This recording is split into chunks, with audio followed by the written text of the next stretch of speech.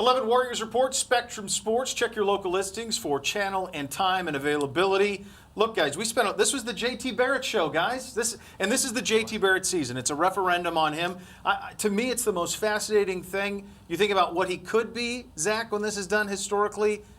Not out of the question with what he's done already to be a top 5 player in Buckeye history if it really goes well. However, if it goes off the rails, he could almost be forgotten. He could be blamed. He could be a GOAT. That's the price you pay of being quarterback at Ohio State. He's either going to be the greatest quarterback to ever play at Ohio State by going out and win a second national championship, right, or he's going to be the next Joe Bauserman. One of the two, it could right? Be. It's crazy, right? It's crazy to think the numbers he's put up and the leadership that he's shown over the years of playing at Ohio State, being the only 3-time captain, that Buckeye Nation is still not giving him respect and making him go out a senior year and basically win a national championship to leave a legacy. You know, Dan, 3 years, he's going to be a 3-time captain, finished 5th in the Heisman as a freshman. This is his 4th year. He's been here forever.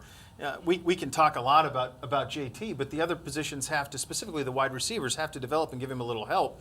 But you talk to him at camp. What do you, and you talk to the other teammates at camp. What are you hearing from Barrett that leads you to believe this could be a big year? I mean, I think everybody's confident, first of all, that the new coaches are going to have a big impact. Kevin Wilson is the offensive coordinator. Ryan Day is the quarterback's coach. They're bringing new elements to this offense. Ryan Day is bringing some NFL experience in passing that down to JT Barrett. Those were some needed changes in that offensive room, and I think both of those are expected to make a big impact on JT. And then just his leadership. I mean, here's a guy who all of his teammates rally around him. They believe in him.